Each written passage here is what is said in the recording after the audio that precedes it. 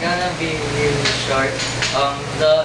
This community taught me that God is present in our lives, even more so during our hardships and trials.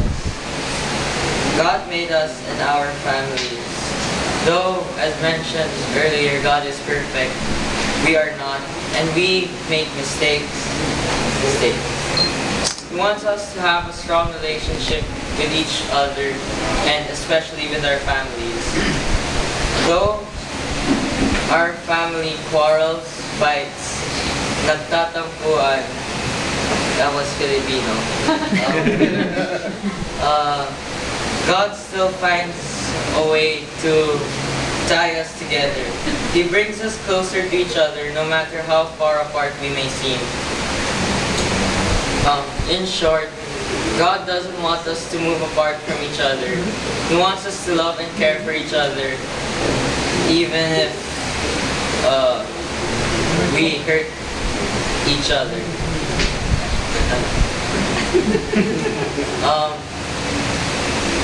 The next sharer will be Mom.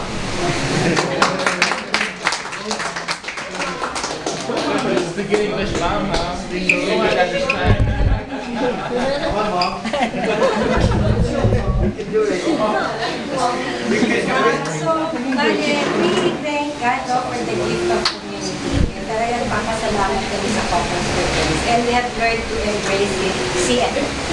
CFC as our way of life. Kumbaga kami ni Ann talagang hanggang sa pagtanda namin, talagang committed na kami dito sa CFC. Sino nag-join na kami sa CFC, si Abby lang ang anak namin. Ngayon, 4 na sila. So kung ba, sabi nga nila, may mga struggle din yung sa relationship namin. But as long as God is present in our lives, alam namin yung aayos.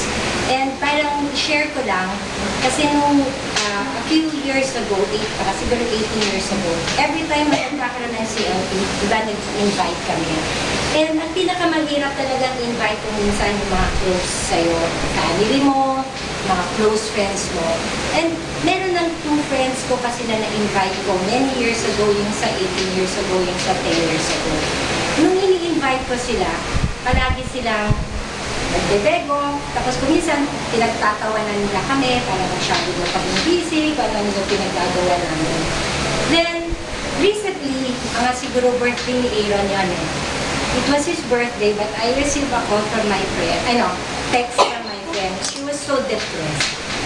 Kailangan niya akong kausapin. Although, a year ago, nag-usap na rin kami. Birthday ni Aaron yun, but I felt na kailangan kong nandun sa mga hapon.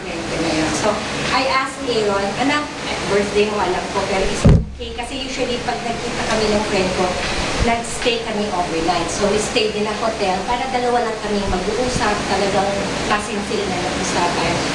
So, it turned out, depressed siya, problematic siya. And then, sinabi niya sa akin, palagi ang sinasabi ng anak ko, ang ideal na family niya, yung family mo. So sabi ko, hindi ideal yung family namin dahil kilala mo naman, mataran din ako, nag-aaway din kami ni Art, yung mga bata ko minsan, nag-aaway din. Pero siguro ang sikreto lang namin kako is yung presence ni God sa buhay namin. So kahit na ganun yung family namin, since binibigyan namin ng enough time at pina-prioritize namin yung relationship namin with God, naaayos. So kaya sabi niya sa akin, o nga naalala ko, di ba in-invite mo ako 18 years ago? Siguro kung nag-join kami sa community, baka hindi ganito ngayon yung situation. And same through with one office mate of mine, this year, hindi na sinabi na sa akin.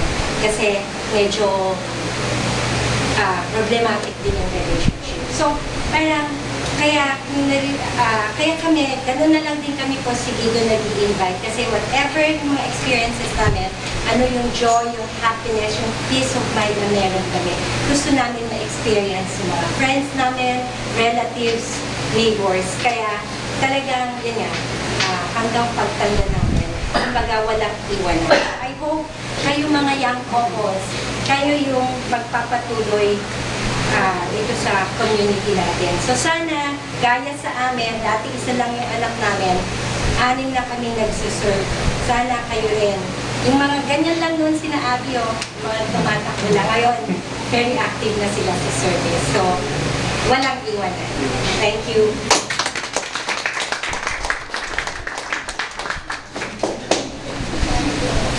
So yun, brothers and sisters, when we joined, when we attended the Christian Life program, Abby was 3 years old.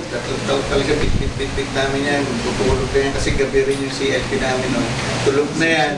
Binibit namin.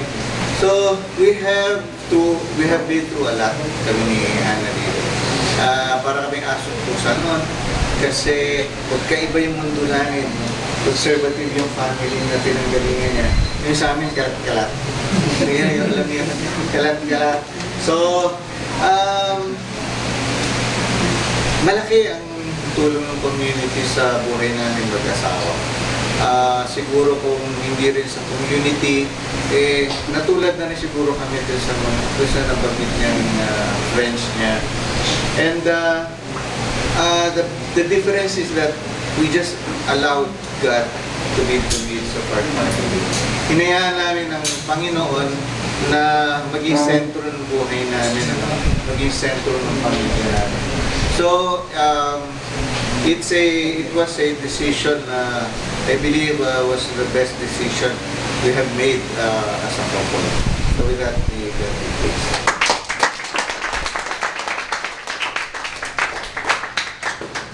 Thank you, Tito Art, Tita Annelie,